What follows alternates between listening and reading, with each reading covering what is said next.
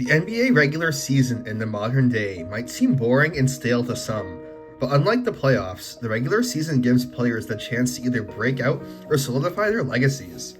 The NBA has 6 regular season awards, which give recognition to players, coaches, and executives who have shown their dominance on and off the court.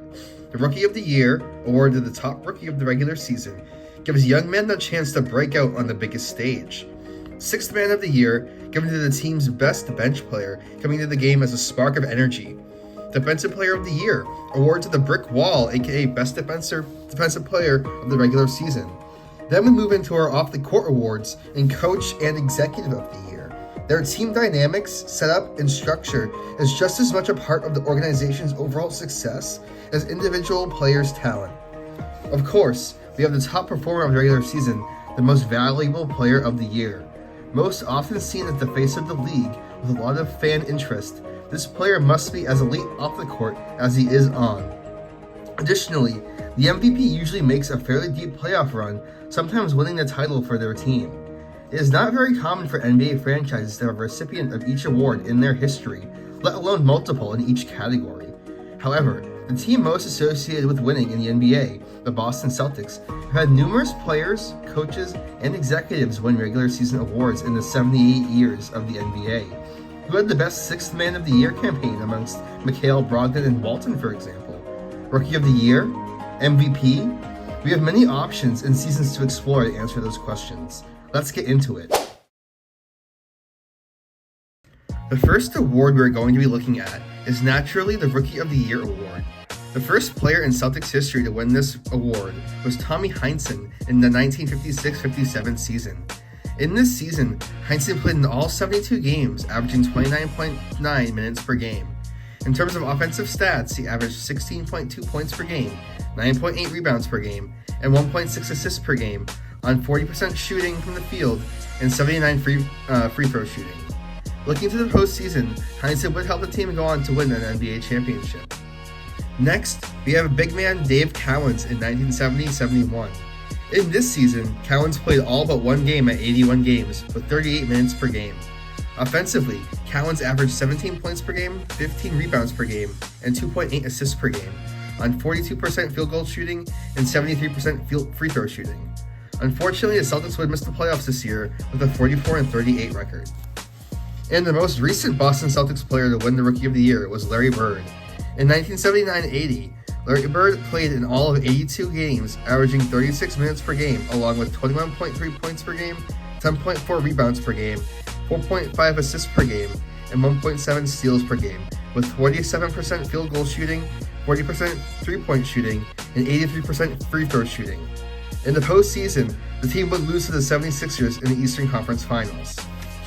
To get down to the real ranking of these three players, at number 3, I have to go Tommy Heinsohn.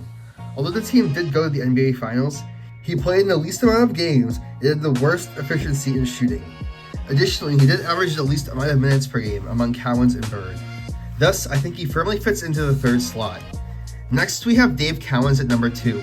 Although he plays a different position in a slightly different game than Bird, I think purely looking at Larry Bird's stats and efficiency, he lands at number 1.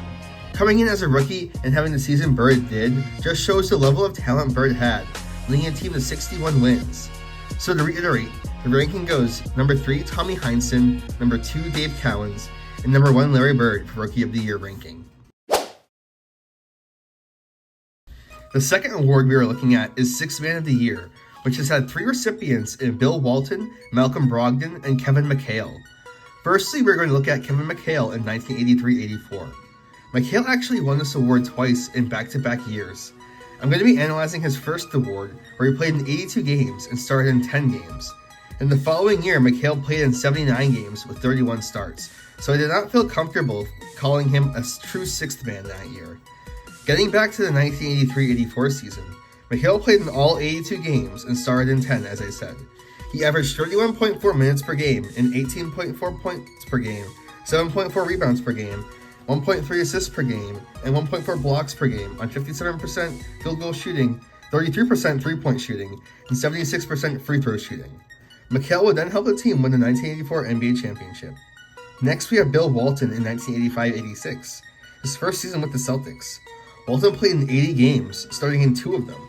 He averaged 19.3 minutes per game, while averaging 7.6 points per game, 6.8 rebounds per game, 2.1 assists per game, and 1.3 blocks per game, shooting 56% field goal shooting and 71% free throw shooting. Additionally, Walton would help the team win the championship that season. Our most recent recipient was Malcolm Brogdon in the 2022-23 season. He appeared in 67 games, starting none of them, averaging 26 minutes per game. Brogdon scored 14.9 points per game, 4.2 rebounds per game, 3.7 assists per game, while shooting 48% from the field, 44% from 3, and 87% from the free throw line. Additionally, the Celtics would go on to lose in the Eastern Conference Finals, while Brogdon experienced an injury. The ranking for this one is pretty simple in my mind, as the clear number 3 for me is Malcolm Brogdon. Yes, he was still an elite 3-point shooter, but the injury at the end of the season resulting in under 70 games played is the biggest detractor for his rank. Surprisingly, he couldn't even match Bill Walton at 80 games, considering his own injury history. Since I already mentioned him, I have Bill Walton ranked at number 2. This season was a revival for Walton's career, becoming a valuable backup big for Parrish and McHale. He was so effective that the team even won the title that same year. Now, this would go on without saying that Kevin McHale is a top 6 Man of the Year recipient for the Boston Celtics. He played in the most games off the bench, most minutes, and best statistics. Along with all those reasons, McHale would also win another 6 Man of the Year award the following year. Additionally, he helped the team win the 1984 NBA Finals. To reiterate, the final rankings again, we have Brogdon at number 3, Walton at number 2, and Kevin McHale at number 1. Now we're getting into the Defensive Player of the Year, which has the least amount of recipients at only 2. Kevin Garnett and Marcus Smart are surprisingly the only 2 Celtics to win this award in 2007 and 2008 and 2021-22. Let's talk about Kevin Garnett first, who has won this award his first year with the team. KG played and started in 71 games, averaging 32.8 minutes per game. He scored 18.8 points per game, 9.2 rebounds per game, 3.4 assists per game, 1.4 steals per game, and 1.2 blocks per game, with shooting efficiency at 54% from the field and 80% from the line. Additionally, the team would go on to win the NBA title that year. Now with Marcus Smart, he played and started in 71 games, averaging 32.3 minutes per game. His season stats are 12.1 points per game, 3.8 rebounds per game, 5.9 assists per game, and 1.7 steals per game, on 42% from the field, 33% from 3, and 79% from the line. The team would go on to lose in the playoffs that year despite Marcus Smart's effort. I think this ranking might be the easiest one we have, simply because there are 2 players, and one is significantly better than the other. For me, Kevin Garnett is the clear number 1, with Marcus Smart coming in at number 2. KG just clears Smart. It really is no contest, despite Smart being the first guard to win the award since Gary Payton in the 1990s. The first of 2 non-player awards we are going to talk about is Coach of the Year. For this award, we have Red Auerbach, Tom Heinsohn, and Bill Finch to rank. It is not as easy as it seems. First, let's talk about Red, who won Coach of the Year in 1964-65, leading the team to a 62-18 record. They had by far the best record in the league, ahead of the next best team by 14 wins. They were of course first in the Eastern Conference, playing 12 games in the playoffs and winning the NBA championship, which was their 7th title in a row. Surprisingly, this was his only Coach of the Year award. Now moving on to Tom Heinsohn, who won the award in 1972-73. Tommy brought the team to their best regular season record this day at 68-14. They had a clear lead over the rest of the league, with the next best team winning 60 games. That season, they were 33-6 at home and 32-8 on the road, earning the 1 seed in the Eastern Conference. Unfortunately, the team would lose in the conference finals, ending their historic season. At least they won the title the next year. Lastly, we're looking at Bill Finch's 1979-80 campaign. Finch won the award, leading the Celtics to a 61-21 record in his first season with the team. They were first in the Eastern Conference, along with their division, but would lose in the conference finals again. Just like with Tommy, however, the team and Finch would win the title in the following season. Now to get into a ranking, I think the order is not difficult to determine, with Finch coming in at 3rd. It is technically the worst regular season record of the 3, and he did not win a title. Now coming into the top 2, it is difficult to decipher, although I believe Red earns the number 1 spot, while Tommy takes 2. Despite Tommy having a better record, Red won the title along with it being his 7th in a row. If Tommy had won the title that year, it would be a different story. The second of the non-player awards goes to the Executive of the Year, and we have 3 options for this one in Red Auerbach, Danny Ainge, and Brad Stevens. To start with Red, who won the award in the 1979-80 season. To analyze his season, he signed ML Carr on July 24, 1979, who became an integral part to the Celtics teams in the 1980s. That September, Red traded Bob McAdoo for 2 first-round picks. Then in January of 1980, Red signed Pistol Pete Maravich to a 1-year deal. Finally, during the 1980 NBA draft, Red traded both those aforementioned picks for Robert Parrish and Kevin McHale. Next, we are going to look at Danny Ainge's 2007-2008 campaign. He starts off with a bang as on July 31st, 2007, Ainge traded 5 players and 2 first-round picks for Kevin Garnett. In that same summer, he signed Eddie House and Sam Cassell. Lastly, Ainge traded for Ray Allen, cementing his big 4 of Pierce, Rondo, Garnett, and Allen. Unlike Red's campaign, Ainge and the Celtics would win the 2008 NBA title. Lastly, let's look at Brad Stevens in his 2023-24 season. He signed O'Shea Brissett and Jordan Walsh to multi-year deals in the summer of 2023. And then he traded Grant Williams for 3 second-round picks. Brad then traded Malcolm Brogdon, Robert Williams, and 2 first-round picks for Drew Holiday. Finally, Brad trades Marcus Smart, Danilo Gallinari, Mike Muscala, and a second-round pick for Kristaps Porzingis and 2 first-round picks. Stevens completely reshaped the team, bringing in the pieces to then win the 2023-24 NBA title. To get into the ranking, this one is particularly tough. When you look at the options, and 2 of them won NBA Finals, I think it is easy to put Red Auerbach in at number 3. Shocking, but the correct answer in the long run.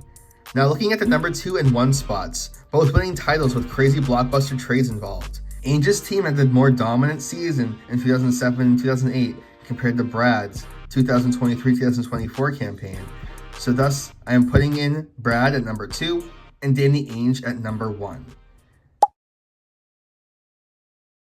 Last but certainly not least, we have the Most Valuable Player Award, which we have 4 options to rank: Bob Cousy, Dave Cowens, Bill Russell, and Larry Bird. Let's look at Bob Cousy, the first Celtic to win the award. Cousy won the award in the 1956-57 season, which was his 7th in the NBA. This season, he averaged 20.6 points per game, 7.5 assists per game, 4.8 rebounds per game, and 64 games on 36.9 minutes per game. He shot 38% from the field and 82% from the line. The team would go on to win the NBA title, but speaking honestly, his statistics are not too impressive compared to the other options. Moving on to Bill Russell, who won the award 5 times. We're looking at his 1961-62 campaign, where he averaged 18.9 points per game, 23.6 rebounds per game, 4.5 assists per game, and 76 games on 45.2 minutes per game. He also shot 46% from the field and 57% from the free throw line. Russell's team would also go on to win the NBA Finals. I chose this specific MVP of Russell's because of the fact that this season he averaged his most minutes per game at 45.2, along with the most points per game at 18.9. Moving on to Dave Cowens, who won the award in 1972-73. Cowens played in all 82 games, averaging 41.8 minutes per game. Offensively, Cowens averaged 20.5 points per game, 16.2 rebounds per game, and 4.1 assists per game, while helping the team achieve a franchise-best 68-14 record. Unfortunately, the Celtics would lose in the Eastern Conference Finals that year. However, Cowens' achievements are still nothing to scoff at. Lastly, we are discussing the most recent MVP winner with Larry Bird. Bird not only won the award 3 times, but he won 3 times in a row. The specific season we're looking at is at his 1984-85 season. This year, he played in 80 games, starting in 77 of them. He averaged 28.7 points per game, 10.5 rebounds per game, 6.6 assists per game, 1.6 steals per game, and 1.2 blocks per game. Bird played in 39.5 minutes per game on 52% field goal shooting, 43% from the three-point line, and 88% from the free throw line. One of the most efficient NBA seasons by far. This is definitely my hardest one to rank. However, at number 4, I think it only makes sense to put Bob Cousy here. He played in the least amount of games compared to all the other MVPs with worse statistics. Next at number 3, we have Dave Cowens, who had an elite season but could not match numbers and efficiency to Bird or Russell. Now getting into the real debate, Russell played in 76 games compared to Bird's 80, while Russell averaged 45.2 minutes per game compared to Bird's 39.5. Offensively, Russell averaged 18.9 points per game compared to Bird's 28.7 points per game. Russell put up an insane 23.6 rebounds per game compared to Bird's still respectable 10.5. They both dished the ball a fair amount as well, with Russell at 4.5 assists per game and Bird at 6.6. Looking at their efficiency, Russell shot 46% from the field to Bird's 52%. Russell also shot 57% from the free throw line compared to Bird's 88%. Additionally, Bird also shot 43% from 3. Looking to defense, Russell's steals and blocks were not officially tracked. However, it is estimated that he averaged about 8.1 blocks per game in the 1961-62 season. Looking at Bird's stats, he averaged 1.6 steals per game and 1.2 blocks per game in a more modern NBA compared to Russell's era. This is still really tough to decipher, so I'm digging deeper into their accolades. In 1961-62, Russell was an NBA All-Star and was elected to All-NBA second team. While in 1984-85, Bird was also an NBA All-Star, but was selected to All-NBA first team. Based off the regular season statistics and awards, I am going to put Bill Russell at number 2 and Larry Bird at number 1. Bird has the better offensive stats, while Russell has the better defensive stats. Looking at their season accolades, Russell made All-NBA second team and Bird made All-NBA first team. Based off of that, Bird was also more valuable to his team in 1984-85 compared to Russell in 1961-62. Therefore, like I said, Cousy at 4, Cowens at 3, Russell at 2, and Bird at 1. Now, just because I rank these athletes' performances doesn't mean the players with lower ranks are any worse. They are still extremely elite players, coaches, and executives who deserve the recognition they received in their respective seasons. It is also pretty remarkable this Celtics franchise has so many winners in each category. To this day, there are still 8 franchises that have never had an MVP, 2 that have never had a Rookie of the Year, and 11 that have never had a Defensive Player of the Year, and so on and so forth. I made this video to show the Celtics aren't just winners in the postseason, they are also equally as dominant in the regular season. Thanks so much for watching, guys. I really hope you enjoyed this one. This one took me a little bit of time to make. Had some things pop up and had some other life events come up, so I had to deal with those first. But no, let me know if you like these types of videos and let me know what I should do next. But without further ado, I'm just gonna peace out here and say bye. See you later.